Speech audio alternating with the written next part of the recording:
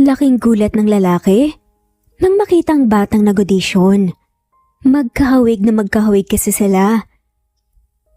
Malalaman nga niya na anak pala niya ito sa kanyang dating kasintahan. Simulan na natin ang kwento. Pagkabigay nga kay Clarice ng sahod sa isang linggong paglalabada, umuwi na siya. Bumili siya ng karne ng baboy na nagtitinda sa isang kanto. Pagdating ng bahay, nadatnan niya si Antoinette na nagwawalis habang kumakanta. Napapapalakpak pa nga si Clarice. Wow, ang galing naman ng anak ko! Manang-mana sa ina. Napatingin si Antoinette sa kanya at niyakap siya ng mahigpit. Mama! Hinagod nga ni Clarice ang buhok ni Antoinette. Nang umalis na nga sa pagkakayakap ang anak, ipinakita niya rito ang dalang plastik. Masarap ang ulam natin ngayon, karne ng baboy. Masayang saad pa niya. Napapalakpak pa nga ang batang si Antoinette. Madalang lang kasi silang mag-ulam ng karne. Madalas kasi sa gustusin na pupunta ang sahod ni Clarice. Mahirap din kasi ang maging single mom, pero kinakaya niya lalo na't inspirasyon niya si Antoinette. Nagtungo na nga siya sa kusina. Kumusta nga palang pag-aaral mo, Antoinette? Tanong nga nito sa kanyang cute na anak. 8 taong gulang na nga ang bata, likas rito ang matalino. Sumasali sa mga singing contest ang anak. At madalas, nananalo nga ito. Hindi man winner kahit papaano ay may consolation prize naman si Antoinette kaya may pandagdag nga sa mga gastusin sa bahay. Ayos naman po ma, nasa top 5 po ko. Masayang saad naman ni Antoinette. Mabuti naman kung ganun anak. Mag-aral ka ng mabuti dahil para sa kinabukasan mo rin yan. Tumango-tango naman ang cute na bata. Nga po pala mama, may napanood po ko kanina sa TV na isang singing contest po ng mga nasa 7 to 10 years old. Talented kids po yun, gusto ko po sanang sumali mama eh. Napatingin si Clarice sa anak. Kasalukuyan niyang hinuhugasan nga ang karne. Nakasalang na rin ang bigas sa dekahoy nilang kalan. Suportado ni Clarice ang anak at gusto niyang marating ni Antoinette ang pangarap nitong maging singer. Underrated singer din kasi ang ama nito. Inalis ni Clarice sa isip ang lalaki, saka lumapit na nga lamang sa anak. Oo naman anak, pwede kang sumali doon, alam mo naman na suportado ka ni mama sa mga contest, diba? Ngumiti si Antoinette at niyakap siya ng mahigpit. Maraming salamat po talaga mama, the best ka po talaga. Dumating ang araw ng audition ni Antoinette sa Talented Kids. Sa kabilang lungsod yun, excited na kinakabahan si Clarice. Sana makuha nga ang anak niya. Malaki ang tiwala niya rito. Yun naman talaga ang dapat, ang magtiwala kay Antoinette. 2 oras din ang biyahe nila bago makarating doon. Sana manalo ko mama para may maibigay po ko sa inyo, para pumatulungan po kita. Hinawakan pa nga niya sa pisngi ang anak. Huwag mong isipin yun. Manalo ka man o matalo, ayos lang kay mama yun. Ang mahalaga ginawa mo ang best mo, tsaka nag-enjoy ka. Proud si mama sa'yo. Saad ni Clarice. Niyakap siya ng mahigpit ni Antoinette at nagpasalamat at pumasok na nga sila sa loob ng auditorium kung saan gaganapin ang audition. Nakapila sila sa labas. Pang-10 si Antoinette. Habang hinihintay ang pila ng anak, naupo siya sa steel chair na naroon at nanalangin. Walang ibang tutulong sa kanila, kundi ang manlilikha. Mama, ako na po ang susunod. Excited na po talaga ako. Nilapitan ni Clarice si Antoinette sa kahinalikan sa noo. Kaya mo yan anak, galingan mo ha. Sumeryoso bigla ang mukha ng bata. Determinado nga ang makikita sa mga mata nito. Napangiti si Clarice, mabuti na nga lamang at pinalikin niyang matapang ang anak na huwag basta-basta susuko sa mga pagsubok sa buhay. Lumingon si Antoinette, sa kanya nang ito na nga ang tinawag. Kaya mo yan anak! Ipinakita niya ang kamao sa bata, ngumiti muna bago lumabas sa kortina patungo sa entablado si Antoinette. Napatayo si Janelle. Nang pumasok nga ang isang batang babae at tumayo ito sa gitna ng entablado. Nanlaki ang mga mata niya ng mapagtanto na medyo magkahawig sila. Anong nangyari? Bakit parang magkamukha kami? May nabuntis ba akong babae na hindi ko alam? Tanong pa nga ni Janelle. Nasa audience seat siya. Sinamahan niya ang kapatid na si Rizel dahil isa itong judge sa singing contest na yun. Hello! Welcome to Talented Kids! What is your name, little girl? Tanong nga ni Rizel sa bata. Tumiti naman ang batang babae. Antoinette po! Sinong kasama mo ngayon, Antoinette? Si Mama po, nandyan po siya sa labas ng kurtina. Masaya po ako dahil suportado niya po ako. Your mom is amazing. Show your talent to us, little girl. Saad na nga ni Rizel. Hudyat, para sabihin na magumpisa na nga ito sa audition. Ibinigay na nga kay Antoinette ang mic. Nagsimula nang umawit ang bata. Damang-dama nito ang pag-awit at tagos iyon sa puso. Parang may humaplos din sa puso ni Janelle sa pag-awit na yun ng bata. Palakpakan ng mga judges nang matapos ang pagkanta ni Antoinette. Maging siya, napapapalakpak pa nga ng malakas. Wow, ang galing naman! At dahil dyan, pasok ka! Makakapasok ka na sa susunod na competition. Saad ni Rizel kaagad. Yumuko si Antoinette bilang pasasalamat sa mga naroon. Napaupo na nga lamang si Janelle. Hanggang sa bigla nga siyang may naalala.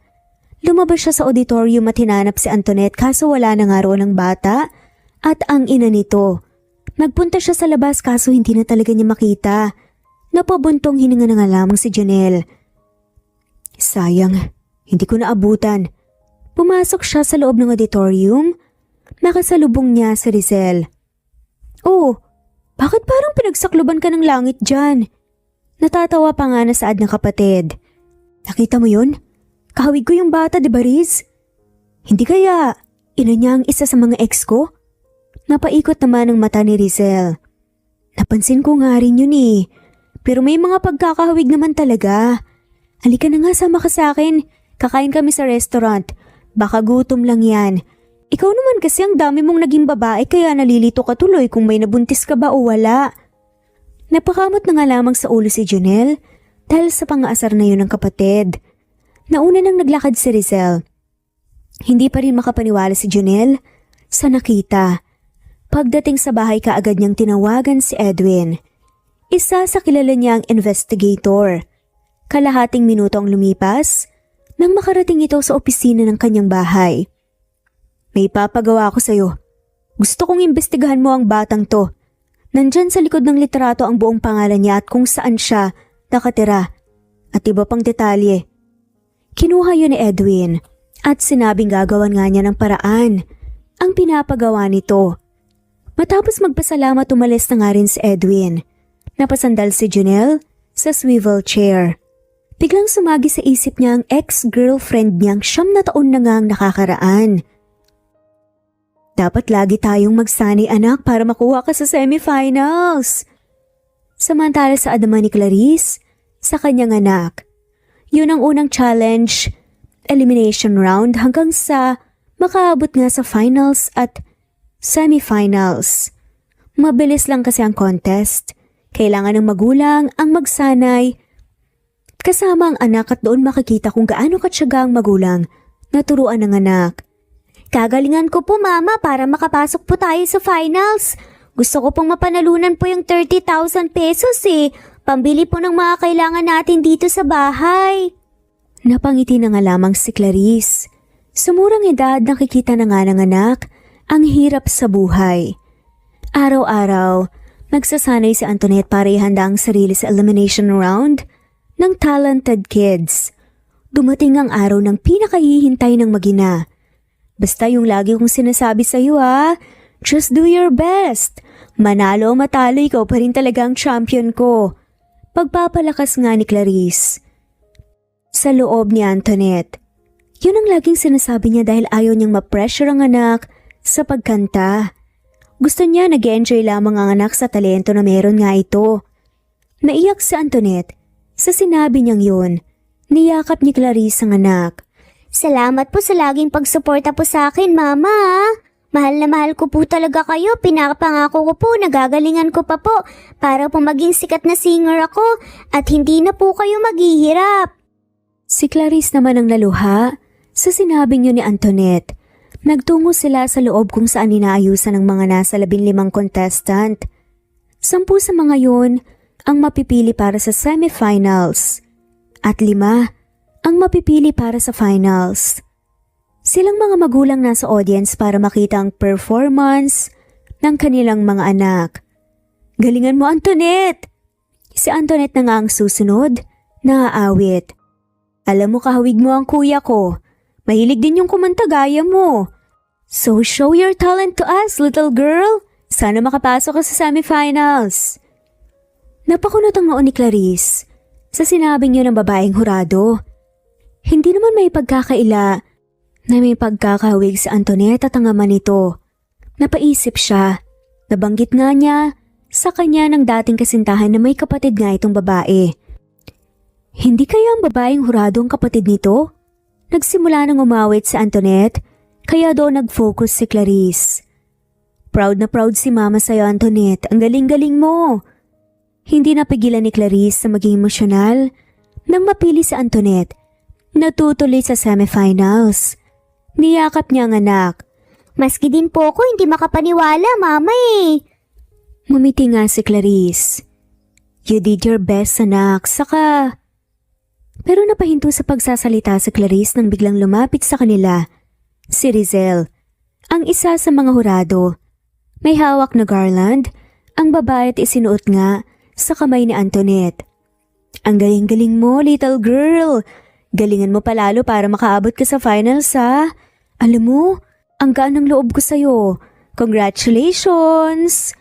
Nagpasalamat si Antoinette sa babae. Bumalik na nga si Rizel sa mga kasama niyang judges. Niyaya na ni Clarice ang anak na kumain sa paborito nitong fast food chain. Tuwang-tuwa naman ang bata. Lumabas sila ng auditorium at naglakad nga patungo sa pinakamalapit na fast food. Anak siya ni Clarice? Samantala tanong nga ni Jonelle. Isang linggong lumipas, nalaman na nga ni Jonelle kung sino ang ina ni Antoinette. Walang iba kundi ang ex-girlfriend niyang si Clarice. 9 na taon na nga silang hiwalay ng babae. Sa isip-isip niya, anak niya kaya ang bata? Yun ang kailangan niyang malaman. Pero kung tatanungin mismo si Jonelle kung anak ba nila si Antoinette, baka ilayo ni Clarice ang bata sa kanya. Kailangan niyang magdahan-dahan sa mga desisyon niya. Kailangan kong gumawa ng paraan para si Clarice mismo ang maglapit sa aming dalawa at para hindi niya ilayo ang anak ko. Sumapit ang araw ng semifinals. Pinaghandaan niyo ng husto ni Antoinette. Excited ang mag-ina na bumiyahe pagdating nga roon. Andun na rin ang mga batang contestants. May ilan na rin na naka-close nga doon si Antoinette hanggang sa magsimula na nga ang talented kids. Kaya mo yan, anak, ha? Just do your best and God will do the rest. Hinalikan muna ni Clarice Antoinette sa pisngi bago nagtungo sa audience. Marami-rami din ang mga manonood. Tiyak na mas dadami pa nga yan sa finals. Nagsimula na nga ang contestants. Sa kanilang paghahanda, lahat ay magagaling at nang si Antoinette na nga ang susunod sumigaw si Clarice. Anak ko yan! Galingan mo, anak! Palakpakan ng mga nandoon, napatingin si Clarice isang banda ng mga manonood. Napakunot ang noo niya nang mamukaan ng isang lalaki.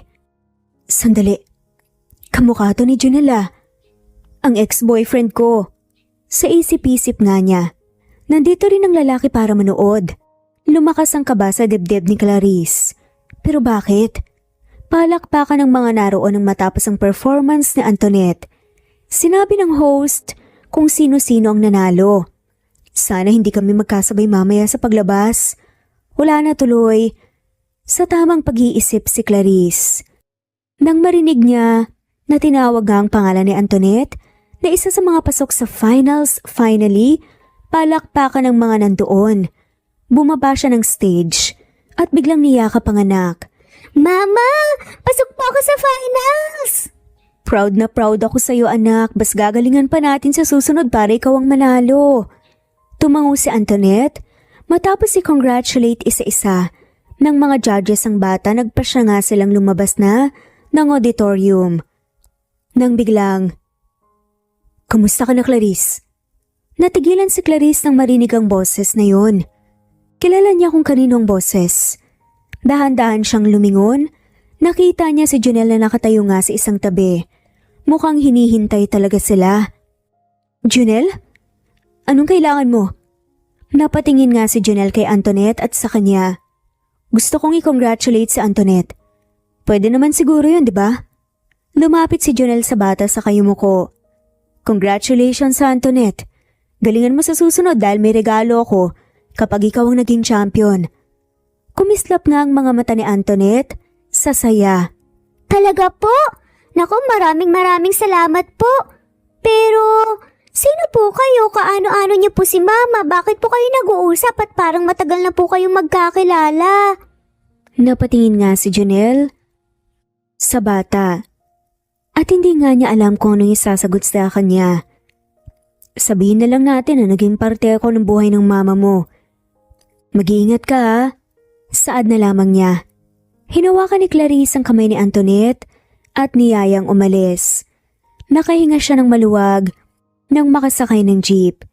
Hindi niya akalain na magkikita pa nga sila ni Junel. Napatingin si Clarice sa anak. Paano kapag nalaman ng dating kasintahan na anak nga nito, si Antoinette? Natatakot nga siya. Natatakot siya na mawalay sa kanyang anak. Lalo na't may kaya nga ang kanyang dating kasintahan. Samantala, Mama, sino po yung lalaki? Ang bait po niya, saka para pong ang gaan ng loob ko sa kanya. nahinto sa paglalakad si Clarice at tinignan si Antoinette.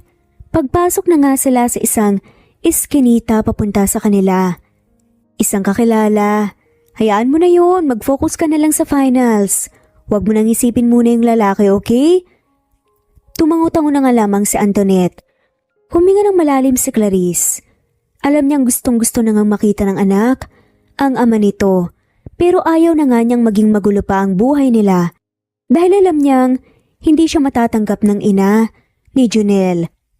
Lumipas ang mga araw at dumating ang finals ng Talented Kids. Madaming mga taong gustong masaksihan ang paligsahan na yun. Maging si Clarice, kinakabahan na nga ng sobra dahil magagaling din ang kalaban ng mga anak at na-filter na nga talaga sila.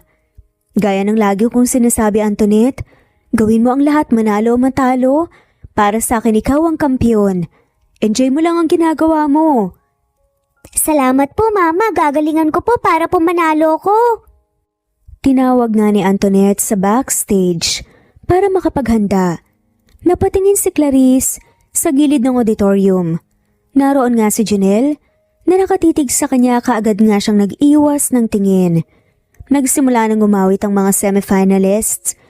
Hindi maiwasang maluha ni Clarice nang makita si Antoinette na lumabas sa backstage. "Galingan mo, anak!" Nagsimula ng kumanta ng buong puso si Antoinette.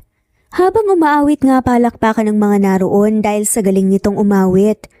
Standing ovation pa nga ang mga manonood nang matapos ang pag-awit ng bata. "Ang galing naman!" Sigaw pa nga ni Rizel. Maraming salamat po, lalo na po sa mama ko po na nasa audience seat. Siya po yung inspirasyon ko para magsikap po sa pag-awit. Kahit papaano, makatulong naman po ako sa mga gastusin namin dahil mag-isa lang po siyang nagtatrabaho para sa amin para makapag-aral po ako at mabili ko po yung mga kailangan at gusto ko. Mahal na mahal kita, Mama. Naluha ang mga naroon, ganun din si Clarice. For sure na proud siya sa'yo. Tinawag na ang 4 na finalists sa stage para i-anunsyo kung sino-sino ang mananalo. Natawag na 4th, 3rd at 2nd runner-up. At ang natira sina Antoinette at si Sabrina sa stage. And the winner of Talented Kids is Antoinette! Sigaw nga ng host. Naiyak na nga lamang si Clarice nang marinig ang pangalan ng anak. Sinabi ng host na bumaba na nga ang ina para makasama sa pagbibigay ng napanalunan ng mga bata.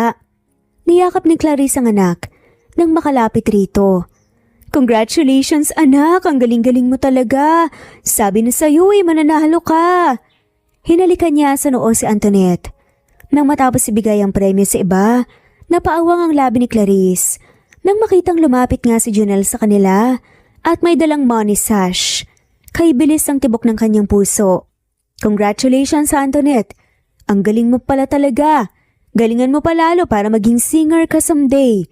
Tutulungan kita. Saad pa nga ni Junel. Isinuot ni Junel ang sash sa bata. Maging ang mga naroon nagtataka sa kung bakit binigyan si Antoinette ng money sash na sa tingin ni Clarice ay nasa 20,000 ang halaga. Nang makaalis ang lalaki, lumapit nga si Rizel at iniabot ang pera sa kanya.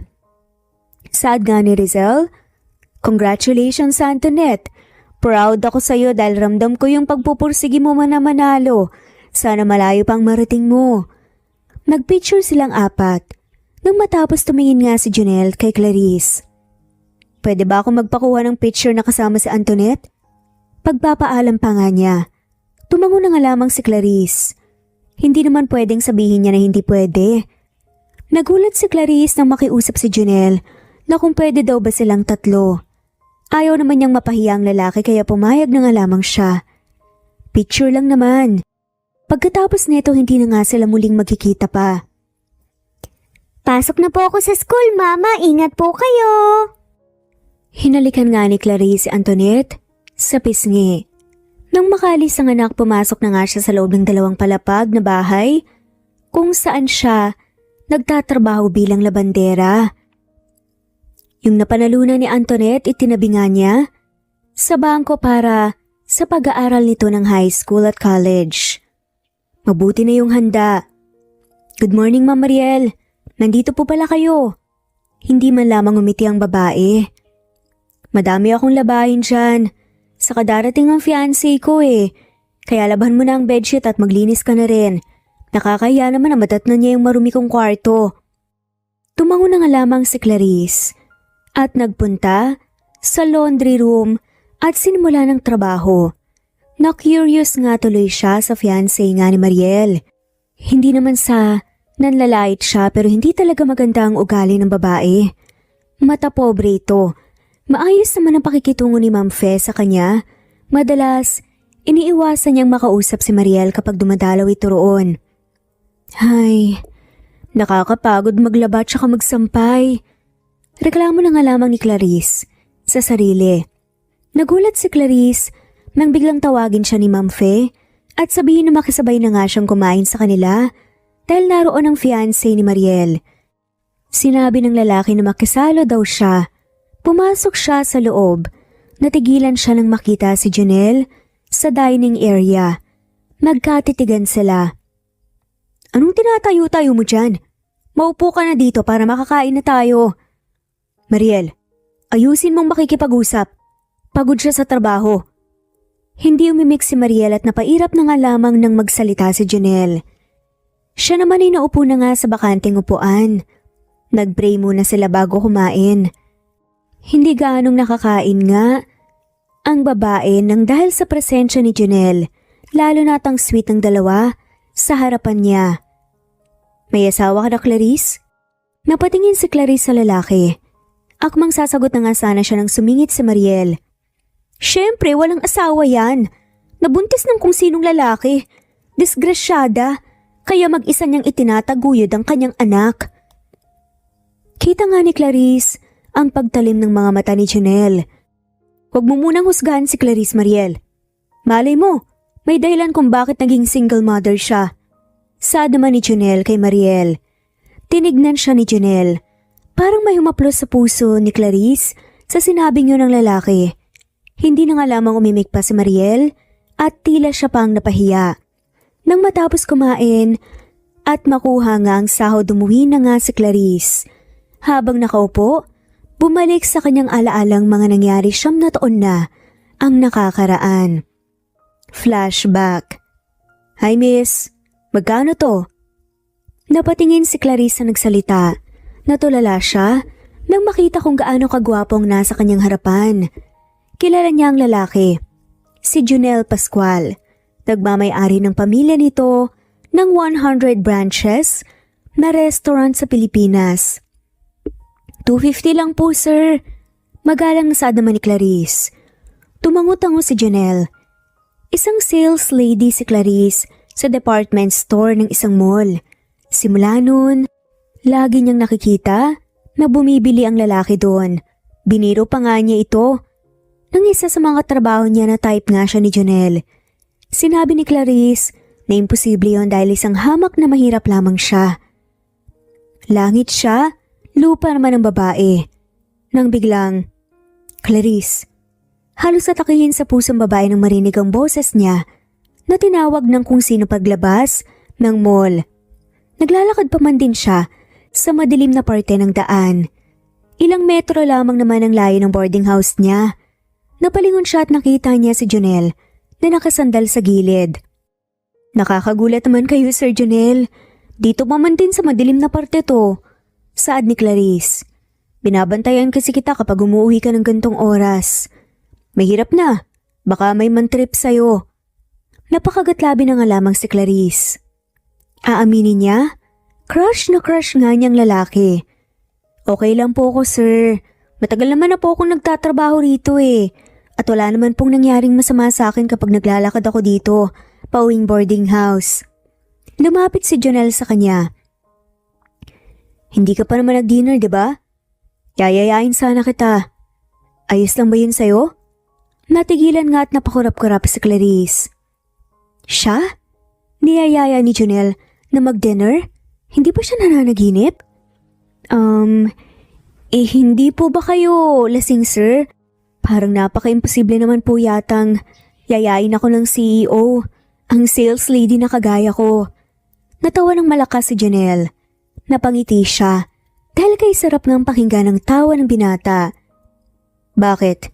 Anong imposible doon? Saka gusto kitang makasabay sa dinner bilang pasasalamat na rin dahil lagi mo akong inaasikaso kapag bumibili ako sa department store. Nako, wala yun, sir. Trabaho ko yun eh. So payag ka nang mag-dinner kasama ako? Tatanggi pa ba siya? Wala namang masama kung mag-dinner siya kasama si Janelle. Minsan lang to. Sige po, sir. Pero magbibihis muna ako sa boarding. Nakakahiya naman po na hindi man lamang po ako nakapagbihis. Ngumiti si Janelle. Saka inihatid nga siya sa boarding house. Matapos makapagbihis, lumabas na nga siya sa boarding house. Sinuyod siya ng tingin ng binata mula ulo hanggang paa. Napapito pa nga ito. Ang ganda natin ah. Nakakahiya naman kasi, sir, na hindi maging maganda kasi ang gwapo niyo. Natawa na nga lamang si Janelle at lumapit kay Clarice. Nakangisi ito habang nakatitig sa kanya. Huli na nang ma-realize niya ang sinabi. So, nagagwapuhan ka sa akin? Oo naman, sir. Tara na nga po, tsaka baka gabihin pa tayo. Pinagbuksan siya ng pinto ni Janelle. Nagtungo sila sa isang high-end restaurant. Yun ang kauna-unahang pagkakataon na makakapasok siya sa isang mamahaling restaurant at sobrang manghang-mangha siya. Hindi maiwasang mapaawang nga ang labi niya pagpasok nila. You like the place? Biglang tanong nga ni Janelle. Ang ganda dito, sir, ano ka ba? First time ko nga po dito eh. Nagtungo sila sa isang private room. Umupo silang dalawa at umorder ng pagkain. Wala ka naman sigurong boyfriend, diba? Wala, sir. Alam mo na, busy sa trabaho tapos pag-uwi ko, nag-online selling po ako pandagdag kita at may padala sa pamilya. Tumango-tango si Janelle. Nagkwentuhan sila ng tungkol sa kanilang sarili hanggang sa dumating nga ang pagkain nila. Napawaw si Clarice dahil ngayon lang siya nakakita ng ganung pagkain. Nagyaya ng kumain si Janelle dahil baka nagugutom na nga siya lalo at 9:00 na ng gabi. Ang dami kong nakain. Pasensya na po, sir ah. Gutom na gutom kasi ako eh. Saka masasarap po yung mga pagkain. Sayang naman kung hindi ako kakain ng matino. Kasalukuyan na nga silang kumakain ng panghimagas. Nakyukyutan nga si Janelle kay Clarice. Natutuwa ito sa kainosentehan ng babae. Ayos lang. Para sa'yo naman talaga ang mga yan eh. May sasabihin nga pala ako, Clarice. Napakunot na ang babae. Ano po yun, sir? Napalunok si Clarice nang titigan siya ng binata. Hindi na ako magpapaligoy-ligoy pa. Gusto sana kitang ligawan, Clarice. Muntik nang maibuga ni Clarice ang kinakain niya dahil sa sinabing yun ni Janelle. Sir, Seryoso po kayo? Seryosong seryoso ko, Clarice. Dahil gusto kita. Nang gabing yon, hindi makatulog si Clarice. Humingi muna siya ng ilang araw para pag-isipan yon. Lumipas ang 2 araw, pumayag na nga siya lalo na at porsigido talaga si Jonel. Naligawan siya. Kilig na kilig nga ang kanyang mga katrabaho at nagtagal sila ng ilang buwan hanggang sa ipakilala nga siya kay Lyra, ang ina ni Jonel. Ramdam ni Clarice na hindi nga siya gusto ng ginang. Hindi kita gusto para kay Jonel. May gusto kong babae para sa kanya. Hindi ka na babagay sa amin dahil isang hamak na mahirap ka lamang. Hindi ko nga alam kung ano nga ba talagang nagustuhan ng anak ko sa'yo. Sigaw pa nga ni Lyra. Yun kaagad ang sinabi ni Lyra na dumalo sila sa isang party sa isa sa kamag-anak ni Jonel.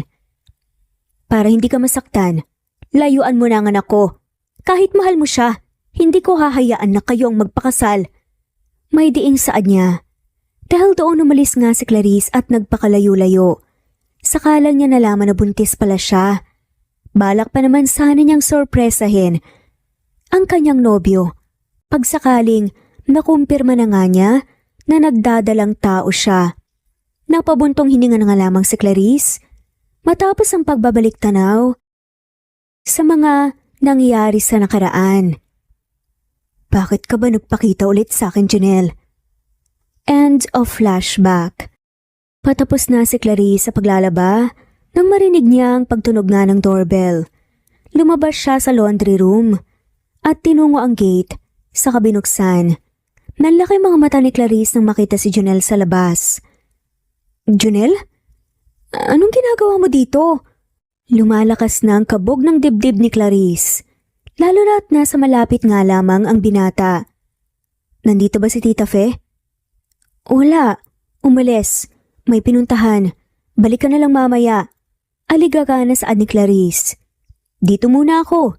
May pupuntahan sana ako. Kaya lang dumaan lang ako dito. Hintayin ko na lang si Tita. Halika. Pagsaluhan natin tong binili kong pizza. Pag-aaya naman ni Jonel. Itinaas nito ang hawak na box ng pizza. Walang nagawa si Clarice, kundi ang patuloyin nga ang dating kasintahan. Hindi naman sa kanya ang bahay para itabo ito. Nagtungo sila sa sala. Binuksan ni Jonel ang box. Tumayo siya at nagtimpla ng juice. Pagbalik inilapag nga niya yon kasamang 2 baso sa lamisita. Naupo na nga lamang sa sofa si Clarice. Kamusta ka na, Clarice? Natigilan nga sa akmang pagkuha ng pizza ang babae at napalingon nga sa biglaang tanong ni Jonel. Ngumiti na nga lamang siya. Ayos lang naman, kahit single mom kinakaya. Hindi nga siya nagpapahalata na kinakabahan siya. Na parang wala siyang tinatago. Napapaisip nga ako Sino nga man ni Antoinette? Hindi mo ba napansin? Medyo kahawig ko siya. Sinubukang pakalmahin nga ni Clarice ang sarili. Heto nang kinatatakutan niya. Mahirap na ako mapansin ito na nagsisinungaling siya at kinakabahan. Nung naghiwalay tayo, nagtrabaho ako. May nakilala akong lalaki na buntis niya ako. Sinubukan ni Clarice na hindi nga tignan si Jonel dahil baka mahalata nito na nagsisinungaling siya. Bakit hindi ka pinanagutan? Kumagat si Clarice sa hawak na pizza. Ng ibang bansa At may nakilalang ibang babae. Buntis ako noon, kaya umuwi ako rito. Bakit ka nagkukwento nang hindi tumitingin sa akin? Ayaw mo bang makita ko sa mga mata mo na nagsisinungaling ka? Naikuyom ni Clarice ang kamao. Tumitig siya sa binata. Kailangan niyang gawin ito para kay Antoinette. Ayaw niyang masaktan ang anak niya kung sakali man na malaman ni Jonel na anak nga nito si Antoinette. Tiyak na hindi matatanggap ng ina nito na may anak nga sa iba, ang lalaki. Ano ka ba? Nagsasabi ako ng totoo. Paano kapag napatunayan ko na anak ko si Antoinette? Saka isa pa, magaling siyang kumanta. Alam natin pareho na singer ako, hindi nga lang kilala. Natawa na nga lamang si Clarice pero pinigilan niya ang sarili. Hindi mo nga siya anak, Jonel. Kaya wag ka nang magagsaya pa ng panahon. Tumayo si Clarice. Babalik na ako sa trabaho ko. Salamat dito sa merienda. Nang makabalik nga sa laundry room, doon pa lamang niya pinakawala ng hininga na kanina pa nga niya pinipigilan. Matapos makausap ni Jonel si Fe, umuwi na nga siya. Nagkunwari na nga lamang siya na walang sasabihin para makita si Clarice. Alam niyang nagsisinungaling ang dating kasintahan. Hindi ito makatingin ng diretso sa kanya. Bumabiyahe na nga siya pabalik sa kanila. Ang kailangan ko lang gawin, maging malapit kay Clarice. At kailangan mapaamin ko siya na anak ko si Antoinette. Plano nga ni Jonel. Pagdating ng kanyang bahay, nadatna niya roon si Mariel. Sa bahay na naipatayo nga niya 2 taon nang nakakaraan. Mabilis na lumapit ang fiancé niya sa kanya at niyakap siya ng mahigpit. San ka galing? Kanina pa ako nagpapabalik-balik dito eh. Saad naman ni Mariel. Galing ako sa inyo at may binigay lang ako kay Tita Fe. 5 taon na nga silang magkasintahan ni Mariel pero hanggang ngayon hindi pa rin niya magawang mahalin ng babae. O sadyang may mahal lang talaga siyang iba. Sa kapangit ang ugali ng kasintahan niya. Gaya ng ginawa nito noong magkakaharap nga sila kasama si Clarice. Sabi ni Mariel tanggapin daw niya ang ugali nito at hindi naniniwala doon si Jonel. Dapat marunong ding magbago ang isang tao. Anong ibinigay? O baka naman pinuntahan mo lang si Clarice. Sa tingin mo ba? Hindi ko napansin ang ginawa mong pagtatanggol sa kanya kanina? Sa tingin mo hindi ako nasaktan doon, ha? Nag-hysterical na nga si Mariel. Huminga ng malalim si Jonel. Hanggang sa maaari, ayaw nga muna niyang makipagtalo sana. Mariel, ikaw naman kasi talaga ang mali doon. Hindi maganda ang mga sinabi mo kay Clarice. Pero, kamusta naman ang nararamdaman ko? Nasaktan ako doon. At ako ang fiancé mo, ako dapat ang pinagtatanggol mo. Saad pa nga nito. Tumutulo ang luha sa mga mata ni Mariel. Lumapit nga ito at humingi na nga lamang ng tawad. Si Clarice ang nasa isip niya. Doon niya napagtanto na mahal pa rin niya ang dating kasintahan. Siya nga pala, magbabakasyon muna ako kila mama kahit 2 linggo. Gusto ko rin tulungan si mama sa negosyo niya doon. Gusto mong sumama? Marami ring pasyalan doon. Tsaka para naman makapag-relax tayo. Nilalaro ni Mariel ang buhok nga ng kanyang dibdib. Napangiti si Jonel. Tamang-tamang alok ng kasintahan. Mas mapapalapit siya kay Clarice. Sige ba? Kailan ka ba uuwi? Bukas. Nakaramdam ng excitement si Jonel. Ayun na rin ang tamang pagkakataon para mas makilala niya si Antoinette. Saktong pagbukas nga ni Tita Fe ng pinto para papasukin sila Jonel at Mariel. Bumukas ang pinto ng laundry room na nasa gilid lang ng kusina. Lumabas si Clarice, tumuloy sila sa loob at naupo sa sofa. Gumawa naman ng merienda ang ginang. Binati ni Clarice si Mariel ng magandang umaga. Ipasok mo sa loob ng guest room ang maleta namin ni Jonel. Akmang kukunin na nga yun ni Clarice. Pero mabilis nga niyang kinuha yun. Nagkasalubong ang kilay ni Mariel at Clarice. Bakit? Ako nang mag-aakyat sa silid. Mabibigat to at baka mahirapan siyang iakyat. Napaikot na nga lamang ni Mariel ang mga mata. Umakyat na nga siya at ipinasok sa silid ang 2 maleta. Saka siya bumalik sa sala kung saan nadatnan nga niyang nagmimerienda si na Tita Fe at Mariel. Hanggang sa magpaalam nga ang ginang na babalik na sa flower shop. Mahilig kasi sa bulaklak ang ginang. Bakit parang napapansin ko na napakabait mo kay Clarice. Akala ko ba hindi mo siya type? Saad na naman ni Mariel kay Jonel. At ako pa talagang sinisisi mo? Mariel, ang bibigat ng mga bagahe natin ipapasuyo mo sa kanya? Konting konsiderasyon naman sana dahil pagod din yung tao. Pagtatanggol naman ni Jonel kay Clarice.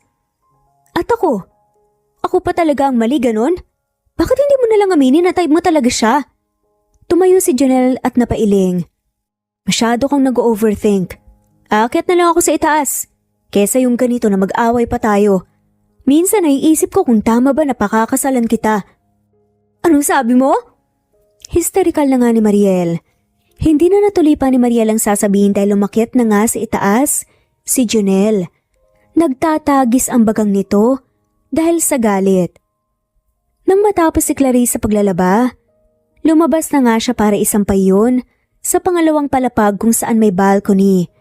Natigilan siya nang lumapit sa kanya si Mariel.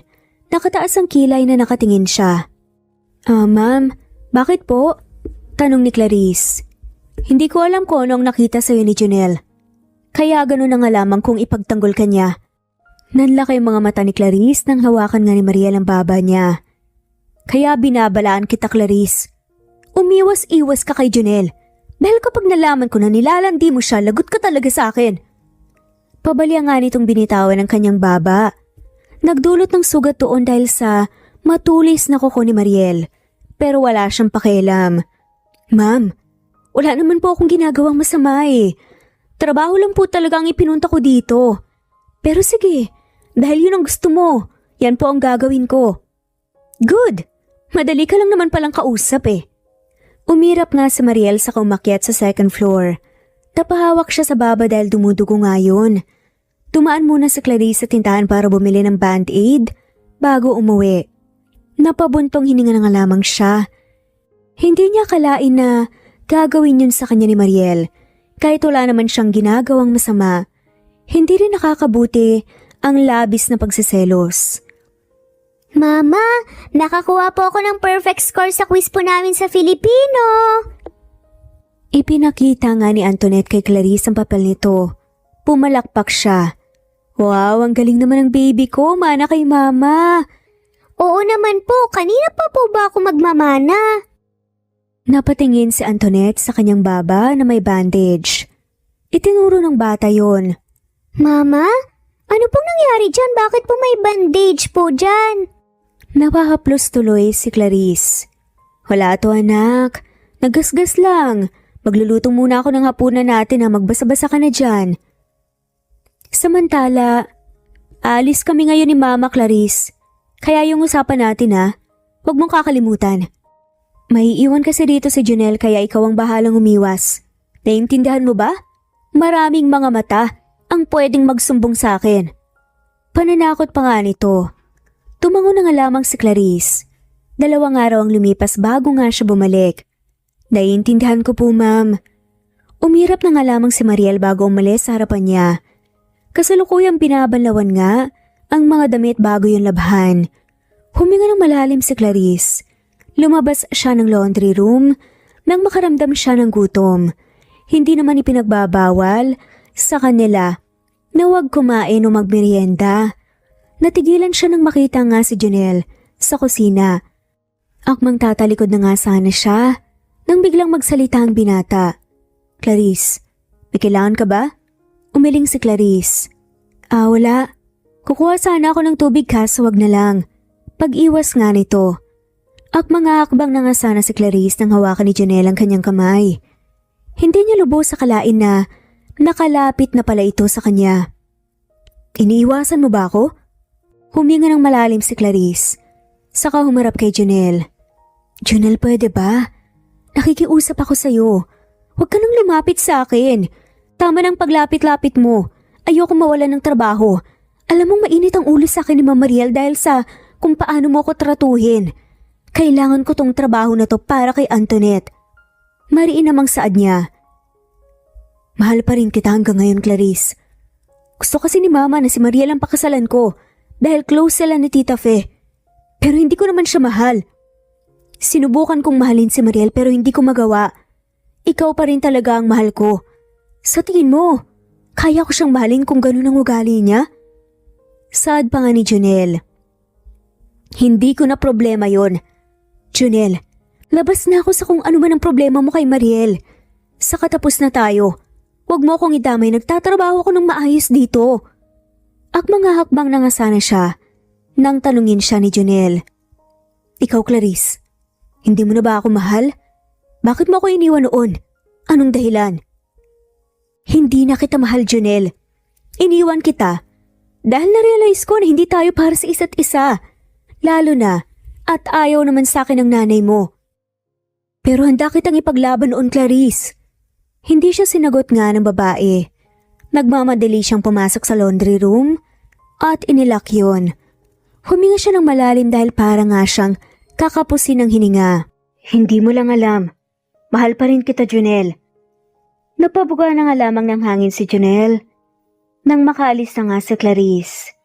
Marahil ay sinabihan nga ito ni Mariel na wag nang lalapit sa kanya. Hindi nang ayaw nga niya sa fiancé. Masyado itong selosa. Nanood lang siya ng telebisyon hanggang sa dumating si Mariel. Hi honey! Kamusta ang araw mo? Pasyal tayo? Napatingin nga si Junel kay Clarice. Nang bumaba ang babae, buhat nga sa second floor. Napatingin ito sa kanya saka nagpaalam hanggang sa may naisip siyang paraan na tiyak na hindi na nga siya maiiwasan ni Clarice. Mas maganda siguro na magpahinga ka na Mariel. Bigla akong nag-crave ng sisig. Gusto mo yan, diba? Bibili ako sa bayan. Saka may bibilhin din ako. Sama naman ako, please. Pakiusap ni Mariel. Dito ka na lang muna. Hayaan mo mamayang gabi, alam mo na. Ngumisi na nga lamang si Mariel at yumakap sa kanya. Basta, matutuloy ang kasal natin ha. Galit ka lang sa akin noon kaya mo nasabi yun, diba? Huwag mo nang ulitin yun. Huwag masyadong selosa. At hindi rin yun maganda. Diba lagi kong sinasabi yun sa'yo? Tumango-tango na nga lamang si Mariel. At nangako na hindi na nga mauulit pa. Matapos magbihis nagpaalam na nga siya rito na aalis na. Nang makarating nga sa bayan, ipinark niya ang sasakyan sa parking area ng isang establishmento. At sinabihan ng gwardya, nabibigyan niya ito ng malaking tip pagbalik niya. Bumili siya ng pagkain na ipapasalubong niya. Pumara si Junel ng tricycle sa sinabi kung saan nga ang sadya niya. Kilala ko po kayo! Pagkababa ni Junel sa tricycle, naroon na nga sa tabi niya si Antoinette na naglalaro sa labas ng bahay. Matapos maibigay ang bayad sa driver, bumaling siya sa bata. Hi Antoinette, kumusta ka? Bago pa man makasagot ang bata, nagsalita na nga sa likuran nila si Clarice. Junel? Anong ginagawa mo dito? Magkasalubong ang kilay ni Clarice na nakatingin sa kanya. Tumingin nga si Junel kay Antoinette. Binibisita ko sa Antoinette. Wala naman sigurong masama kung bibisitahin ko ang winner ng Talented Kids, diba? Pasok po kayo, Tito Junel. Mama, bakit po ang sungit niyo po kay Tito Junel? Hinawakan nga ni Antoinette ang kamay ng lalaki. Napabuntong hininga si Clarice. Hindi naman sa ganun anak. Kaso nakakahiya sa fiancé niya dahil nandito siya. Pakahanapin siya. Gumawa ako ng paraan para hindi niya malaman na dito ako pupunta. Ano po ba yung fiancé? Ni Antoinette. Hayaan mo na yun, Antoinette. Gusto mong magmerienda? Sad na nga lamang ni Junel. Tuwang-tuwa naman ang bata na sumang-ayon sa kahinila nga siya papasok sa loob. Napangiti si Junel. Alam niyang hindi na nga makakatanggi pa si Clarice dahil sa bata. Pagpasok nila sa loob ng bahay, binuksan niya ang biniling donuts. Nagtimpla naman si Clarice ng juice. Kamusta nga pala ang pag-aaral mo, Antoinette? Mataas ba ang grades mo? Oo naman po, Tito. Wait lang po tignan niyo po, Tito Medyo magkahawig tayo ng ilong. Biglang sabi pa nga ng makulit na bata. Napatingin si Junel sa ilong ni Antoinette. Napatingin na rin siya kay Clarice na inilalapag nga ang pitchel ng juice sa mesa. Natigilan ito dahil sa sinabing yun ng anak. Nagkatitigan sila pero kaagad ding nag-iwas ng tingin. Iniabot ni Antoinette sa inang isang donut. Kinain niyo po yung donut na binili po ni Tito Junel? Ang sarap po! Ngumiti nga si Clarice saka kinuha sa anak ang donut at kumagat. Ang sarap nga. Tumingin sa kanya si Clarice. Salamat dito Alam mo, madalang ko nang mabilhan ng donut si Antoinette. Saka mukhang mamahalin ang donut na to kasi sobrang sarap. Alam mo naman masaya ako na. Napasaya ko kayong mag-ina. Naghiwas nga ng tingin si Clarice. Mas magandang umuwi ka na, Junel. Baka hinahanap ka na ni Mariel. Tumayo na nga lamang si Junel. Natigilan siya. Nanghalikan nga siya bigla ng bata sa pisngi. Hindi niya maipaliwanag ang pakiramdam nang ginawa yon ng kanyang anak. Lukso ng dugo. Ayaw niyang magalit kay Clarice kung bakit ito itinatago ang pagbubuntis niya. Alam ni Junel na may dahilan ito at yun ang kailangan niyang malaman. Sa ngayon kukunin niya muna ang loob ng dalawa. Sige, uwi na ako Always be a good girl. Huwag bibigyan ng sakit ng ulo si mama. Oo naman po, lagi po ako magiging good girl. Inihatid nga siya ni Antoinette at Clarice sa labas. Pumara nga siya ng sasakyan, saka kumaway. Kumaway naman pabalik ang bata, nag-uumapaw ang saya sa puso ni Junel ng mga sandaling yon. Bakit ngayon ka lang? San ka nagpunta? 2 hours kang nawala at wala ka man lang chat o text. Pagpasok nga ni Junel sa loob ng silid, yun na kaagad ang bungad sa kanya ni Mariel. Hindi naman niya masisisi ang babae dahil sobrang tagal nga naman ng pagkawala niya. Kailangan lang niyang mag-isip ng dadahilan. Napadaan ako sa isang billiard house. Alam mo naman na mahilig ako ng ganun, diba? Kaya nakipaglaro ako, nakipagbustahan. Hindi ko na malaya ng oras. Kain na lang tayo, gutom lang yan. Lumabas na nga si Junel at nagtungo sa kusina, kung saan nadatnan nga niya si Tita Fe, na naghahain na. Tinanong nito kung nag-aaway ba sila dahil narinig niyang sumigaw si Mariel. Sinabi na nga lamang niya na mayroong hindi pagkakaintindihan. Nang gabing yun, bumawi na nga lamang si Junel. Pero habang may ginagawa nga sila, Clarice nga ang naisigaw ni Junel. Kagad bumalikwas nga sa bangon si Mariel at tinitigan siya ng matalim. Napamura si Junel. Bakit pa kasi nabanggit niya ang pangalan ni Clarice? Dahil ba sa ito ang nasa isip niya? Clarice? Teka, bakit mo nabanggit ang pangalan niya? Siya ba ang iniisip mo habang may nangyayari? Pinagsusuntok nga at pinagtatadyakan nga ni Mariel ang lalaki. Ano bang meron sa kanya na wala ko, ha? Sabihin mo, dahil sa sakit na natatamo ni Junel, sa ginagawa ni Mariel, hinuli na nga niya ang kamay ng babae. Ano ba, Mariel? Nasasaktan ako. Gusto mong malaman? Ex-girlfriend ko si Clarice. At mahal ko pa rin siya hanggang ngayon. Nagtitiis lang ako sa ugali mo. Kaya iaatras ko ng kasal. Mabilis na nagbihis si Junel at lumabas nga ng silid. Naiwang tulala naman si Mariel.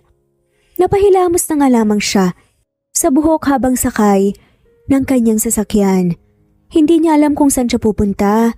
Napagpasyahan nga ni Junel na matulog sa isang hotel sa bayan. Kasalukuyang nagluluto si Clarice. Nang may kumalampag nga sa kahoy na gate ng bahay at sumisigaw. Pupungas-pungas na lumabas nga lamang ng silid ang batang sa Antoinette. Clarice! Lumabas ka dyan, malandi ka! Harapin mo ako! Mama, sino po yun? Bakit galit na galit po siya sa'yo? Makikita ang takot sa mukha ni Antoinette. Lumapit siya sa anak at pinapasok nga sa loob ng silid. Dito ka lang ha. Ako na nga harap sa babae. Huwag kang munang lalabas. Tumango na nga lamang si Antoinette.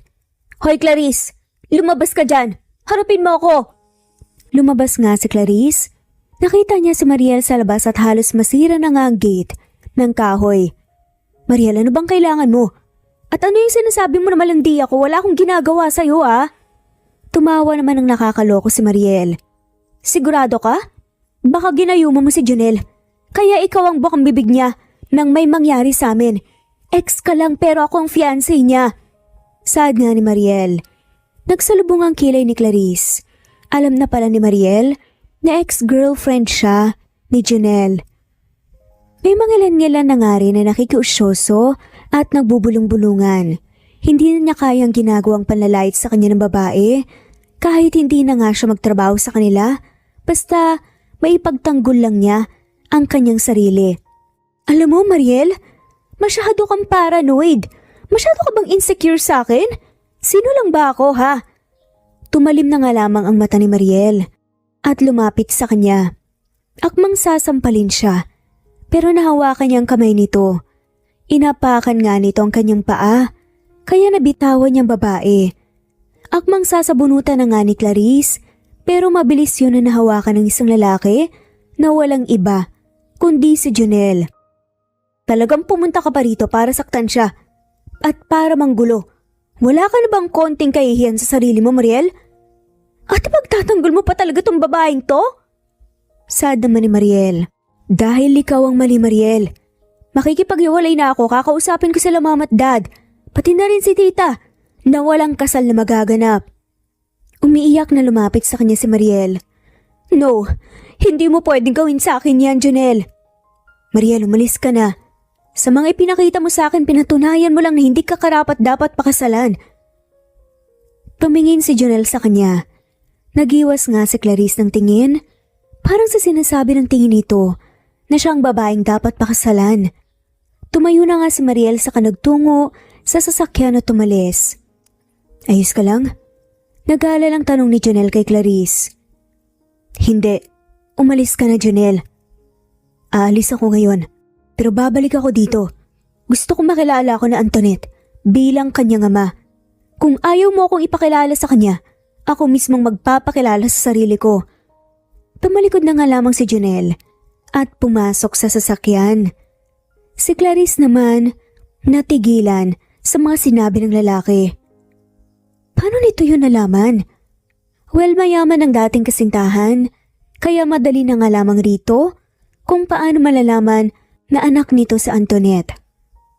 Bumuntong hininga siya at bumalik sa bahay.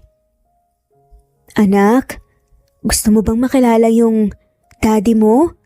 Kasalukuyan silang kumakain, nangagahan ng mga sandaling yun. Kanina ay napagtanto ni Clarice, nakarapat-dapat ni Antoinette na makilala ang ama nito. Pagod na nga rin siyang itago ang katotohanan. Namilog ang mga mata ni Antoinette. Oo naman po, Mama. Ipakikilala mo na ba ako sa kanya? Ngumiti si Clarice sa kahinawakan ng kamay ng anak. Oo, anak. Ipakikilala na kita sa papa mo. Alam ko kasing gustong-gusto mo na rin siyang makilala eh. At alam kong mas magiging masaya ka. Sad pa nga nito at hinawakan ng kanyang kamay. Kahit na hindi ko po nakilala ang papa ko, alam ko po may dahilan kung bakit nangyari yun, Mama. Kailan niyo po ko ipakikilala sa kanya? Sinabi nga ni Clarice na surprise yun kasi hindi naman niya alam kung kailan babalik si Jonel. Wala naman siyang contact number ng binata. Ano yung nalaman ko, Jonel? Nakipag-iwalay ka na kay Mariel dahil kay Clarice? Kinuwento niya sa akin kanina. Bungad nga ni Lyra nang makapasok si Jonel ng bahay nila. Nasa harap ng laptop ang ina. Tulong-tulong nga sila ng kanyang kapatid na si Rizel sa pamamahala ng restaurant nila. Yes, Mom. Hindi ko na kayang pakasalan pa siya dahil sa ugali niya. Kahit nung wala pa si Clarice, ganun na siya. Alam niyo naman na hindi ko talaga siya mahal, di ba? Kayo lang naman talagang namimilit sa akin na pakasalan siya. Mahal ko si Clarice. At may anak kami, kaya paglalaban ko siya. Natigilan si Lyra at napaawang ang labi ng ginang. Anak? May anak kayo ni Clarice? Yes, Mom. May anak kami. Naglakad na nga siya patungong hagdan. Nakasalubong niya si Rizel. May anak ka? Si Antoinette ng Talented Kids. Siya ang anak ko kay Clarice. Diretsang saad na nga lamang ni Jonel. Wala nang dahilan pa para itago niya. Naistatwa na nga lamang si Rizel. Dire-diretso siyang umakyat at nagtungo sa kanyang silid. Kasalukuyang nasa harap ng computer si Jonel at tinitignan ng report ng isa sa mga restaurants nila nang pumasok sa silid niya si Lyra. Anak, pwede ba tayong mag-usap? Huminto si Jonel sa ginagawa at iniikot ang inupo ang swivel chair. Kung nandito po kayo para pakiusapan ako na makipag-ayos kay Mariel, pasensya na po, Mom, pero hindi ko na po. Nandito ako, anak, dahil pinapayagan na kita sa gusto mo. Kung si Clarice talaga ang mahal mo, pakasalan mo siya. Panindigan mo siya. Narealize ko ang mga pagkakamali ko noon. At hindi na rin naman ako bumabata. Ako ang dahilan kung bakit kayo nagkahiwalay ni Clarice. Sinabi ko sa kanya na may babae kang pakakasalan at hindi siya. Patawarin mo ko, anak. Napatitig nga si Jonel sa ina. Hindi siya makapaniwala sa mga nalaman. Buong akala niya, umalis si Clarice dahil sa gusto nga lamang nito na umalis pero hindi pala. Kaya malakas ang kutob niya na may dahilan nga ang dating kasintahan kung bakit siya nito iniwan. Huminga ng malalim si Janelle, lumapit sa ina, sa kaniyakap to. Nagulat po ako't nagalit. Pero kahit magalit pa ako ng magalit, wala na rin namang saysay yun dahil nangyari nang nangyari. May rason naman lahat ng nangyayari. Maganda man o pangit. Pinapatawad ko na kayo, Mom. Ina ko kayo kaya handa kayong patawarin. Umiyak sa balikat ni Janelle ang ina. Nang mahimasmasan humiwalay nga si Lyra sa kanya. Puntahan mo na si Clarice. Gawin mo ang lahat para magkaayos na kayo. Dahil gusto ko nang makilala ang aking apo at bumawi sa kanila. Deserve mo maging masaya. Deserve nyo maging masaya. Ngumiti si Lyra kay Janelle. Napatango na nga lamang si Janelle. Yes, Mom. Pupuntahan ko na po siya bukas. Kailangan na kailangan kong bumawi sa kanila. Hindi maiwasang makaramdam ng excitement si Janelle habang nasa daan. Sa wakas malaya na nga siya sa mga gagawin at desisyon sa buhay. Excited na nga rin siyang ipalam kay Antoinette na siya ang ama nito. Huminto si Janelle sa tapat at lumabas. Kinuha niya sa backseat ang mga pasalubong niya. Hindi na nga niya maipapasok pa sa loob ang sasakyan dahil makipot na ang daan. Clarice. Tawag nga ni Janelle sa babae nang makitang nagsasampay si Clarice ng nilabhan. Huminto sa ginagawang babae at tumingin sa kanya. Janelle, pasok ka. Lumapit nga ang babae sa kanya at binuksan ang gate. Hindi siya makapaniwala na hindi na nga ito galit sa kanya. Napagtanto kaya ni Clarice na dapat na nga nitong sabihin kay Janelle ang totoo? Lumabas ng bahay si Antoinette bigla. Tito Janelle, andito po kayo. Mabuti na lamang po at bumisita po kayo. Miss ko na po kayo eh. Alam niyo po ba nung nakaraan may babae po rito na nagsisisigaw at sinasabihan po si mama na malandi. Hindi ko nakita yung babae dahil nasa kwarto po ako at binawalan po ako ni mama na lumabas. Patakbong lumapit nga si Antoinette sa kanya. Ibinigay na muna niya kay Clarice ang mga dala sa kaniya kapang bata. Pasimpleng ginulo ni Janelle ang buhok ng bata. Hindi na siguro kailangan pang malaman ni Antoinette kung sino si Mariel lalo at bata pa nga ito. Hindi rin ito nauunawaan ang sitwasyon. Good girl. Yung babae? Baka naman naiinggit lang sa mama mo dahil sobrang ganda niya at bait pa. Huwag mo nang isipin yun, ang mahalaga nandito ako. Poprotektahan ko kayo, okay ba yun? Tumangutang mo naman sa Antoinette at tila natuwa sa promise ni Janelle. Tara na nga sa loob para makapagmerienda na rin. May kailangan tayong pag-usapan, Janelle. Tumango ang lalaki. May ideya na nga siya kung para saan ang pag-uusapan nila. Nagpaalam muna sina Clarice at Janelle. Kay Antoinette na mag-uusap lamang. Nagtungo sila sa gilid. Gusto kong malaman kung paano mo nasabi na anak mo si Antoinette. Gusto munang tanungin niyo ni Clarice bago sabihin na rito ang totoo. Pinakatitigan nga siya ni Janelle. Hindi pa ba obvious, Clarice? Kamukhang kamukha ko si Antoinette. Yung talento na meron siya, yung edad niya, na umakma sa taon na naghiwalay tayo. Hindi ko na kailangan ng DNA test. Dahil ramdam ko naman na anak ko siya. Lukso ng dugo ba? Huminga ng malalim si Clarice at napayuko ang ulo. Valid na yun. Oo, anak mo siya. Sorry kung kinailangan kong itago na buntis ako dati. Hindi ko naman gusto talaga yun eh. Pero hindi ako gusto ng ina mo at sinabihan ako na layuan na kita dahil may ibang babae na nagugustuhan siya para sa'yo. At guguluhin daw niya ang buhay ng mga anak natin. Kung sakali man. Nung magkita tayo ulit, sumagi rin sa isip ko na ipakilala sa Antoinette sa'yo pero natatakot ako na baka hindi kami tanggapin ni Tita Lyra at madamay lang sa Antoinette. Okay lang eh. Okay lang na akong masaktan, wag lang sa Antoinette. Pagpapaliwanag naman ni Janelle. Humingi na ng tawad si Mom sa ginawa niya noon. Nagkausap kami kahapon at ipinagtapat niya ang lahat sa akin. Kaya nung nakita ko si Antoinette at makita ang pagkakahawig namin, pinaimbestigahan ko siya kaagad. At hindi nga ako nagkamali. Kumunot ang noon ni Clarice sa saad nga ni Janelle. Bakit hindi ka galit sa akin ngayon? Bakit parang wala lang sa'yo ang ginawa ko? Mas lalong lumapit ang lalaki habang nakatitig sa kanya. Napalunok siya kung paano siya nito titigan. Dahil malakas ang kutob ko, na may dahilan ka kung bakit mo yun ginawa, Clarice. Hindi mo ko iiwan ng walang dahilan. Dahil alam ko na naging mabuti akong kasintahan sa'yo. At ganun ka din. Kinailangan lang talaga na ligawan si Mariel dahil yun ang gusto ni Mom. Pero hindi ko talaga siya magawang mahalin. Dahil ikaw pa rin hanggang ngayon. Mahal kita.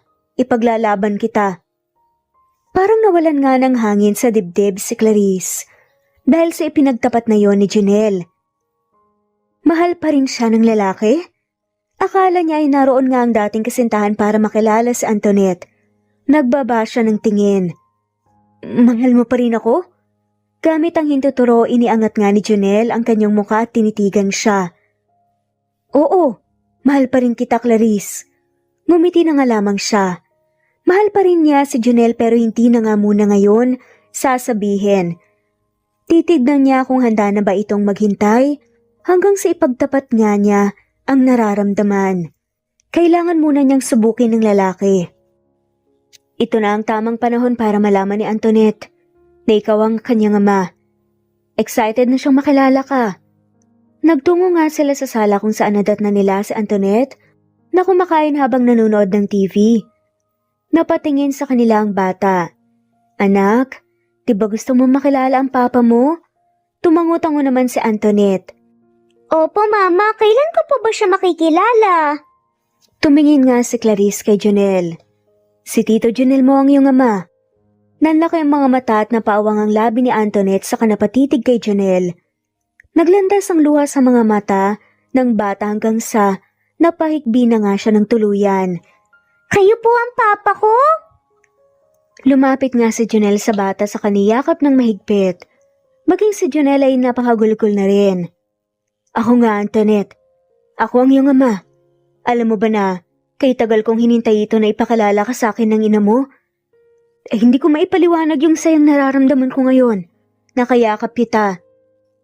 Ako rin po, Papa. Masayang-masaya po ako dahil nakita na po kita at nakasama. Pero bakit hindi po sinabi sa akin ni Mama na kayo po ang papa ko? Humiwalay si Antoinette sa pagkakayakap sa ama. Sumimangot nga ito at napatingin sa kanya. Hinaplos naman ni Janelle ang luhang nasa pisngi ni Antoinette. Sabihin na lang natin na kailangan kanyang itago para hindi ka masaktan. Dahil ayaw kasi ng lola mo sa mama mo noon pero syempre ngayon, gusto na niya. At gusto ko na rin niyang makilala. Napatango-tango si Tonette. Naintindihan ko po, Papa. Nasaan po si Lola? Kailan po kami magkikita? Bukas na bukas makikilala mo na ang Lola Lira mo at Tita Rizel mo. Napapalakpak pa nga si Antoinette. Hindi naman maiwasang mapangiti ni Clarice dahil sa nakikitang saya at excitement ng anak.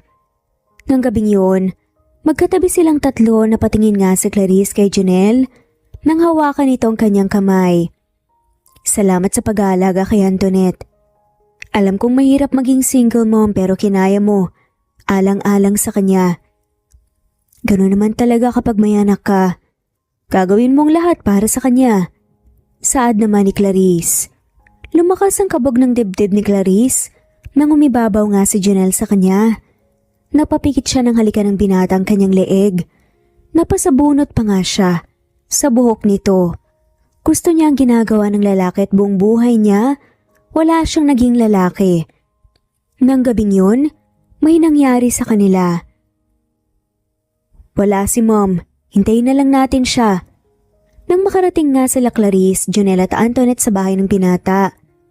Wala roon si Lira, kaya habang naghihintay inilibot ng bata sa bahay. Napatingin si Clarice nang makarinig nga ng mga yabag, ang boses ng ginang na inuutusan nga ang personal driver. Biglang bumilis ang tibok ng puso niya. Kahit sinabi na nga ni Janelle na tanggap na nga siya ni Lira, hindi pa rin maiwasan ni Clarice ang kabahan, lalong-lalo na para sa kanyang anak. Relax, self. Magiging maayos din ang lahat. Huminga siya ng malalim at nakitang papasok na nga sa loob si Lira. Nanlaki ang kanyang mga mata nang makita siya. Clarice, Mabuti pumunta ka rito. Lumapit ang ginang sa kanya at niyakap nga siya ng mahigpit. Hindi nakagalaw si Clarice. Hindi niya akalaing gagawin yun ni Lyra. Yun ang kauna-unahang pagkakataon na niyakap nga siya nito. Gumanti siya ng yakap. Clarice, nandito ka. Kasama mo si Janelle? Humiwalay na nga ang ginang sa pagkakayakap ng tanungin nga nito. Tumango naman si Clarice. Opo, kasama ko po sila. Inilibot po ni Janelle si Antoinette sa kabahayan. Napatakip nga ng bibig si Lyra. Makikita ko na ang kaisa-isa ko nga po. Excited na akong makita siya. Saka gusto kong humingi ng tawad sa mga nangyari noon, Clarice. Naging matapobre ako. Hindi ko inisip ang kaligayahan ng anak ko. Mas nangibabaw pa ang pera sa akin. Napagtanto ko na walang maitutumbas na halaga. Ang makapiling ang taong mahal mo at piliin kung saan ka magiging masaya. Napakagatlabi nga si Clarice. Masaya siya dahil tanggap na nga siya ng ginang. Hinawakan ni Lyra ang kanyang kamay. Mahal mo pa rin naman ang anak ko, diba? Clarice, ako nang nagsasabi mahal na mahal ka niya. Sana may pagpatuloy ninyo ang pagmamahalan yung dalawa. Handa ka namang pakasalan siya, diba? Naumid nga ang dila nga ni Clarice. Hindi alam ko anong isasagot sa ginang. Bakit kasi yun ang itatanong nito? Mom, nandyan ka na po pala. Napatingin si Lyra kay Janelle. Mabuti na nga lamang at dumating na nga si Janelle. Napatingin si Clarice sa kanyang magama. Xerox copy talaga ni Janelle si Antoinette. Napatingin nga siya sa ginang na nakatitig nga sa bata. Maging si Antoinette ay nakatitig na nga rin sa lola. Ikaw ba si Antoinette? Ang apo ko? Tumango ang bata. Ako nga po, Lola. Pwede po ba kitang yakapin? Naluluhang tumango naman si Lyra sa kayumuko. Halika, yakapin mo na si Lola, dali. Gustong-gusto na kitang mayakap. Patakbong lumapit si Antoinette sa Lola at niyakap ng mahigpit. Nagkatinginan sina Clarice at Janelle at napangiti sa isa't isa. Kay tagal ko pong pinangarap na makita po kita, Lola. At sa wakas po nakita na kita. Naging emosyonal nga si Clarice. Masaya siyang makita ang anak na masaya. Ang laki ng parte ng buhay nito ang nawala dahil sa takot niya. Kung sana noon pa man, sumugal na nga siya, baka sakaling matanggap na nga siya ni Lyra. Pero ayos lang yun. Ang mahalaga magkakasama na sila. Napatingin si Clarice kay Janelle. Nagpupunas nga ito ng luha sa mga mata. Nang mga sandaling yun wala na nga siyang ibang gustong pakasalan, kundi ang binata. Antoinette, anong ginagawa mo rito? Takang tanong nga ni Rizel. Gulat na gulat nga si Rizel nang makita ang bata sa kanilang bahay pagkalapit nga nito sa kanila. Nasa restaurant sina Lyra, Clarice, Antoinette at Janelle. Nagyaya nga ang ginang na kumain doon para makita ni Clarice ang pamangkin. Napatingin ang dalaga kay Clarice. Ngumiti naman siya. Si Antoinette, pamangkin mo, Rizel. Anak siya ng kuya mo. Nakaawa nga ang labi na tumabi nga nang upo si Clarice kay Antoinette. Saka pinakatitigan. Pamangkin ko pala ang cute ng batang to. Kaya pala may pagkakawig kay kuya eh. At saka magaan ang loob ko sa kanya noong auditions pa lang. Ako ang nagbigay ng malaking puntos sa kanya ng audition hanggang sa finals. Natatawang saad pa nga ni Rizel. Thank you po, tita. Saka deserve ko naman pong manalo po, diba? Napatawa na nga lamang sila. Oo naman no, nasa pamilya ka ng magagaling kumanta. Tinignan nga ng makahulugan ni Rizel si Janelle. Ipapaliwanag ko na lang sa bahay. Sa ngayon, umorder muna tayo dahil baka nagugutom na sila Antoinette at Clarice. Ngumisi si Rizel at tinignan ang nakakaloko ng kapatid. Concern na concern yan? Hindi ka naman ganyan kay Mariel, diba? Okay na yung wala na kayo. Hindi ko siya bet maging sister-in-law ang pangit ng ugali. Napairap pa nga si Rizel. Napairap din ang babae. Natawa na nga lamang si Clarice. Lumapit ang manager sa kanila at kinuha ang orders nila. Welcome to the family, Ate Clarice. Mabait kaya akong sister-in-law. Nangungurot lang ako ng pamangkin. Tumingin si Rizal kay Antoinette ng nakasimangot at natawa na nga lamang sila. Joke lang yun. Mukhang may spoil ka sa akin ah. Kailan naman ang kasal? Nako, wag nang patagalin pa dahil kating-kati na nga talaga ako maging abay sa kasal ni kuya. Napatingin si Jonel kay Clarice.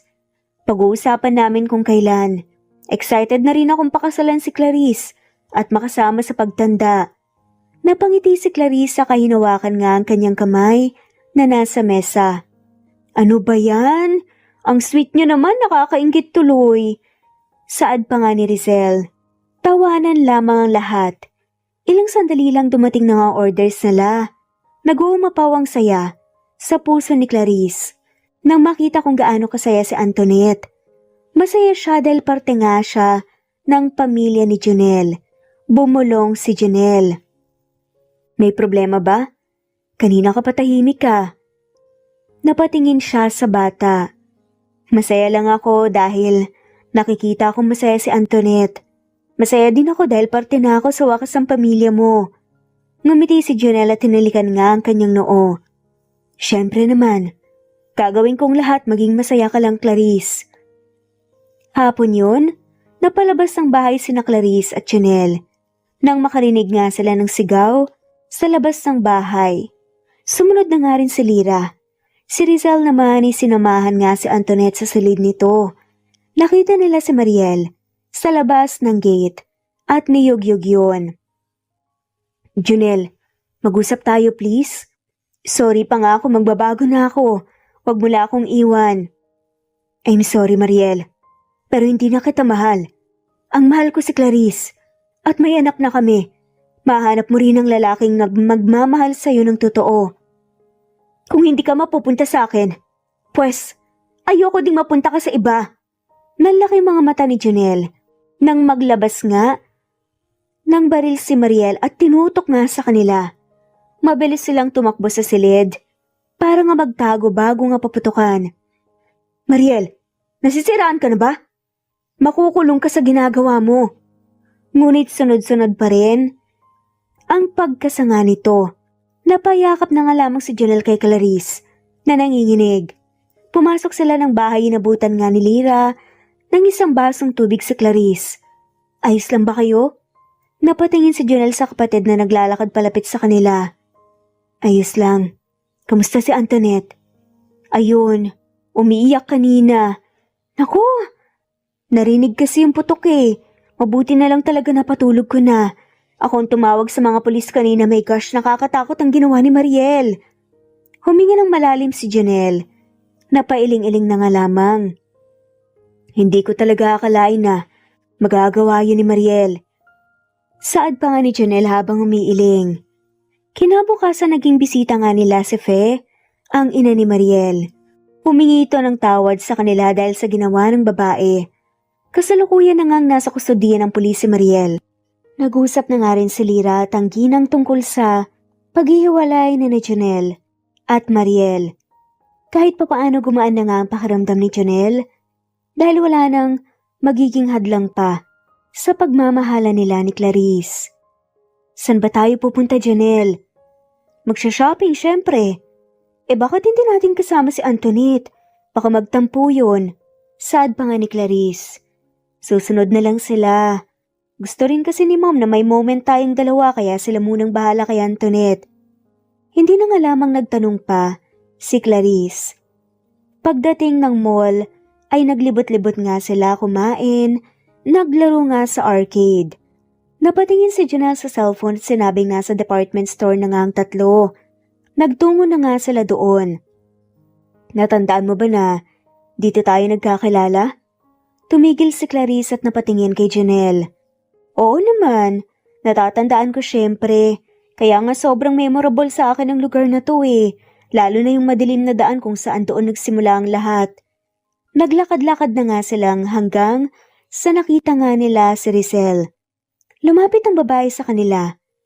Tinanong ni Clarice kung nasaan sila Lira at Antoinette. Nagtungo sila sa kanaroroonan ng mga to. Lumapit sa kanyang anak. Mama, gusto ko po yun no? Tinuro nga ni Antoinette ang isang damit na nakadisplay at pumayag naman siya. Kinuha niya yon. Pagkakuha niya ng damit, napatakip siya ng bibig nang mabasa ang naroon. Will you marry me? Oh my gosh! Saad nga ni Clarice. Sari-saring emosyon ang nararamdaman niya. Lumingon si Clarice at napaatras nga nang makita si Jonelle na naluhod nga ang isang paa habang may hawak na kahon. Nasa likuran nga nito ang mga staff at may hawak nga na litrato na magkasama sila ng binata. Nagpapasalamat ako dahil pinagtagpo ulit tayo at ngayon kasama na natin ang isa't isa. Kaya dito ko gusto mag-propose dahil ito yung lugar na nakilala kita. Gabi-gabi kong iniisip ang maganda mong mukha kaya dito ko rin gusto mag-propose. Will you marry me, Clarice? Gusto mo ba akong makasama sa pagtanda? Tumango-tango habang naiiyak nga si Clarice. Inilahad ang kamay sa kasintahan. Oo naman, pakakasalan kita. Isinuot ni Jonelle ang singsing sa kanyang daliri. Tumayo ang binata at niyakap siya ng mahigpit. Naramdaman na nga lamang ni Clarice ang mga confetti sa kanyang ulo. Tinignan siya ng fiancé sa mga mata. I love you. Ngumiti si Clarice. I love you too. Sa harap ng mga taong naroon, hinalikan siya ng buong pagmamahal ni Jonelle at nagkaroon pa nga sila ng family hug. Nang lapitan nga sila bigla ni Antoinette at nagsipalakpakan nga ang mga nakasaksi. Makalipas lamang ang ilang buwan, ikinasal na nga sa wakas sina Clarice at Jonelle sa hinaba-haba ng prosesyon. Sa simbahan din pala ang tuloy at wala na nga silang maihiling pa dahil naging masaya at matiwasay ang kanilang buhay pagkatapos ng mga unos. At dito na nga pa nagtatapos ang kwentong pagmamahalan ni na Clarice at Jonelle. Maraming salamat po sa lahat ng mawalang sawang sumusubaybay at shout out po sa mga sumusunod.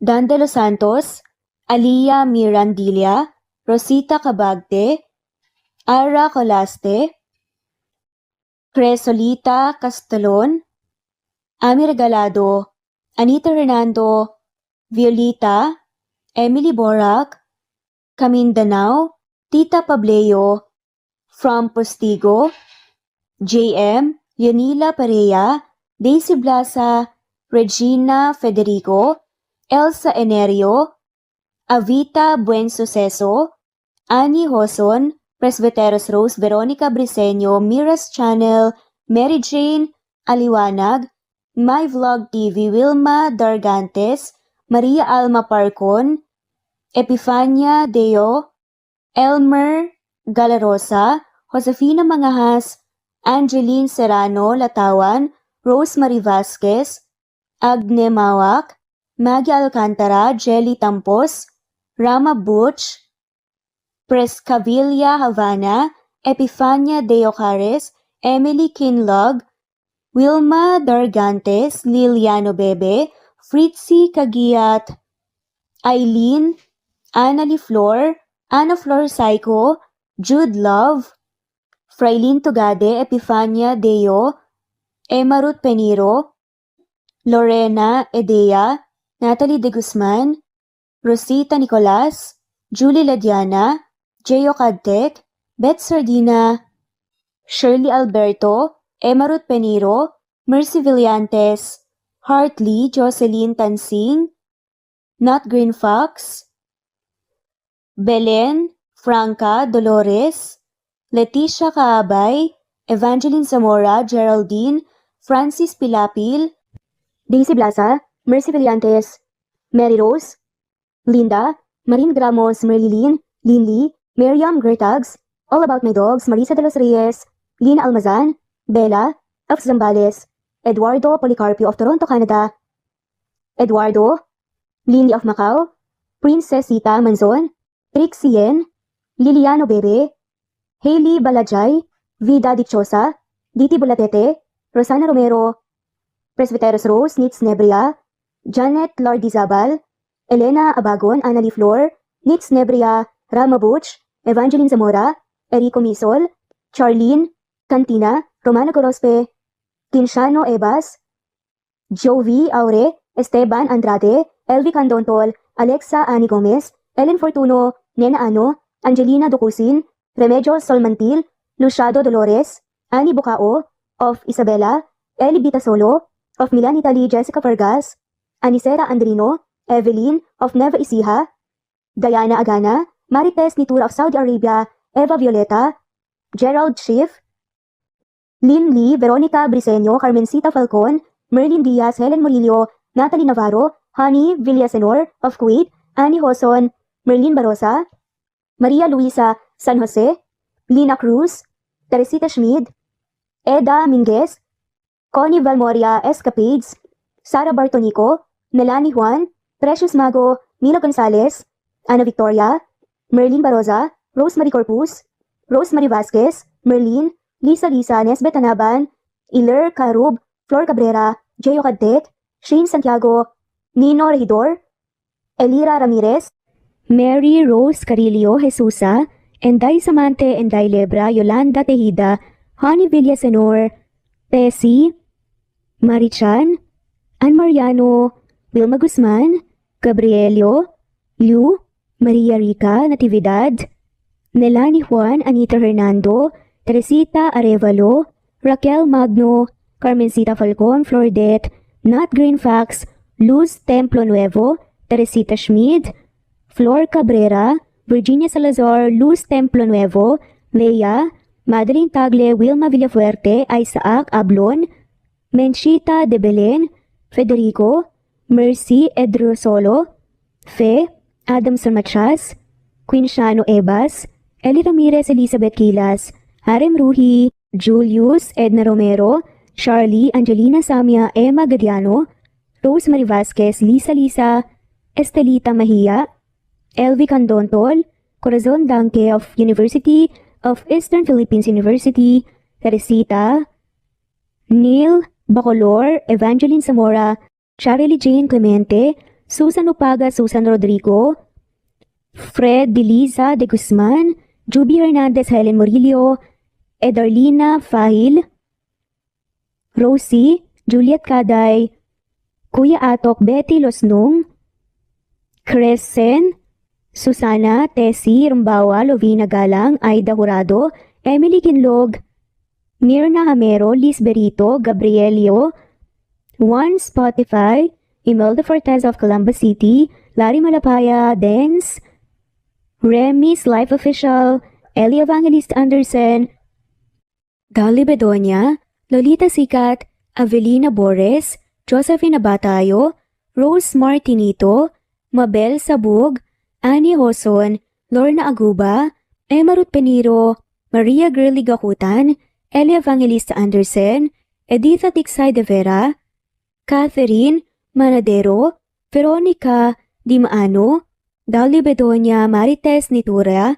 Rosemary Floranda, My Vlog TV, Camindanao, Emelda Rico Hermoso, Ana Victoria, Emily Kinlog, Vane, Ellie Joy Perez, Bianca, Annie, Angelina Bondok, Berry from Canada, Rosario Saludsod, Ellie Manalili, Rosita Ayam, Presbyteros Rose Ostonalito, Rolly Collado, Goldfinger, Polly Barangas, Joe Viernes, Liliano Bebe, Emerin Siana, Josefina Mangahas, Mary Rose Gumahin, Arlene Rival, Flor Cabrera, Army, Anita Hernando, Emilia Tiam, Marilu Abad, Nena Ano, Lori Galaxy, Ana Victoria, Epifania Deo Caris, Ram Dev, Ann Mariano, Rosalina Herrera, Joby Hernandez Budimel,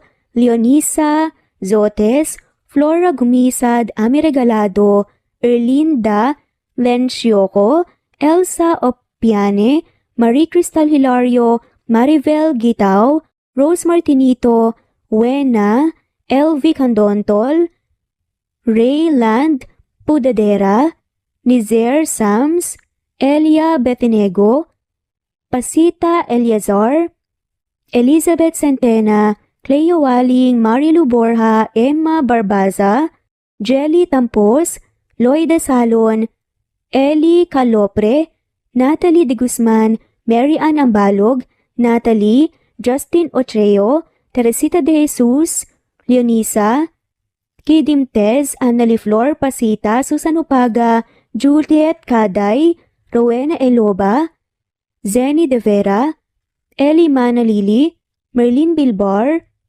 Betty Losnong, Gloria Muñez, Theo Do Ravillar, Senen Orzame, Carmencita Falcon, Mila Gonzalez, Helen Morillo, Maria Luisa San Jose, Romana Gorospe, Dadina Velasquez, Rosemary Corpus, Yolanda de la Cruz, Kuya Ato, Teresita de los Santos, Annie Bonay, Mona Lisa Chiba, Emily Kinlog, Julieta Hermosura, Zenaida Porter, Rosalie Lapada, Evangeline Zamora, Marilu, Imelda Forteza, Presca Villa Havana, Geraldine De Jesus, Rosita Aldamita, Susan, Cecile De